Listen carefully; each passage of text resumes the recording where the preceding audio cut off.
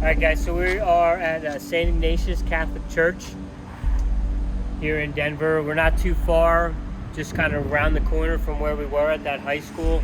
Over here on off to the side, we have City Park, which has some monumental stuff. And then if you get a shot over here, you can see there's a golf course here. And again, you know, you look at some of the golf courses, and Graham Hancock, when I saw him speak, he talked about how there were some mound structures.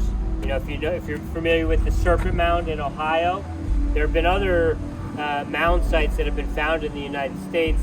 And Graham Hancock said that some of the oldest ones were found in Alabama, and they were turned into golf courses, destroyed and turned into golf courses. If you look into mound structures, and then you look at the layout of golf courses, there is some similarities.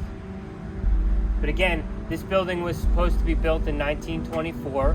And if you go back and look at a lot of these pictures, you know, where they have these giant structures, you go look at some of the Capitol buildings in some of your states, the time frame when they say these things were built, and then you look around and you see all the dirt roads and stuff, it doesn't add up in terms of why were we building such massive structures, but we still had, you know, dirt roads and stuff like that, and these things were built with horse and buggies and pulleys and stuff. And we just don't really build any things like this anymore. So, but then you say, well, Rich, why would our history be a lie? Why would our history be false?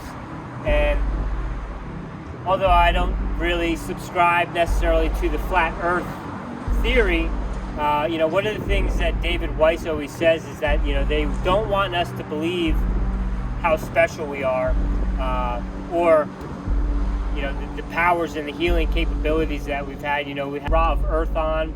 He talks about humanology and, you know, some of the things, the lost technologies that we've had within ourselves to do certain things. And then, you know, with some of these other structures, they talk about sound healing.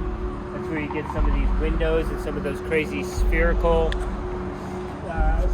spaces. Those vents. You know, it's just cool, fascinating stuff to take a deep dive into. If you're bored, take a look into Tartaria, find some mud floods. If you want other information, I can point you in the directions. John Levi is a great guy who puts out some good videos. You know, the mud flood people, they take it a little bit different. They start talking about global civilizations and reptilians and direct energy weapons. So, fascinating stuff.